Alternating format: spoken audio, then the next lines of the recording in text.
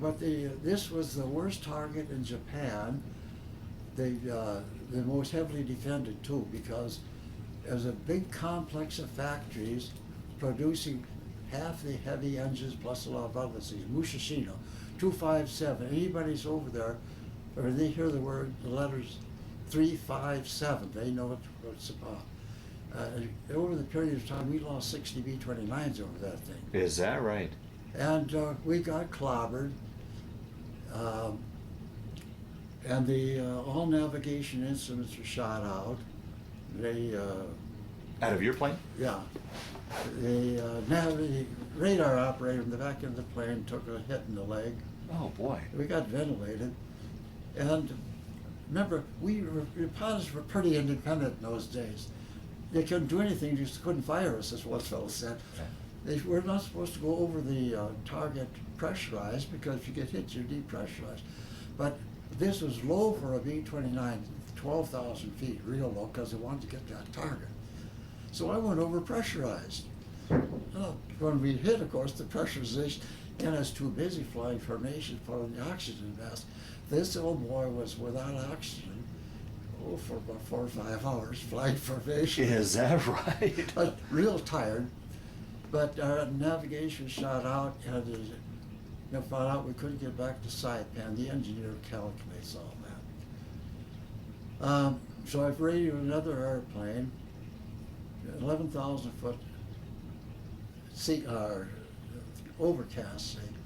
So he gave us a heading, speed, rate of letdown. When you break out, Iwo Jima should be. There was no Iwo Jima any place.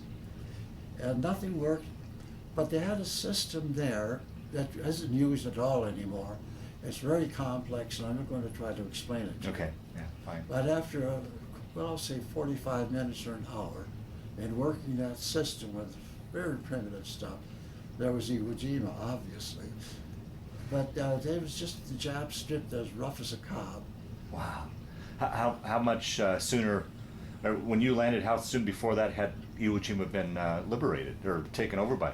Well, it wasn't completely taken over yet. It still hadn't been. Oh boy! But the dirt strip was. Uh-huh.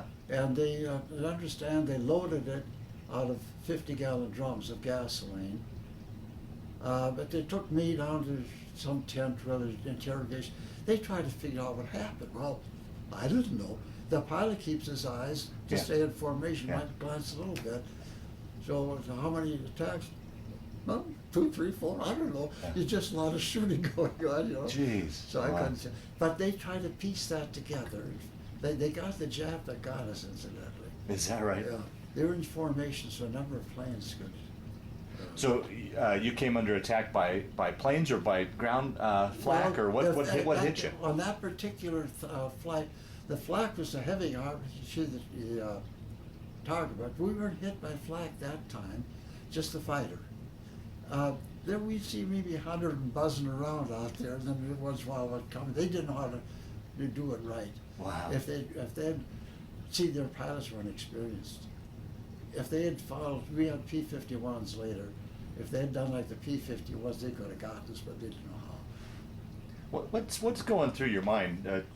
If you can explain it to someone like myself that's never been anywhere near a situation like that. You're in the thick of war and you're being attacked.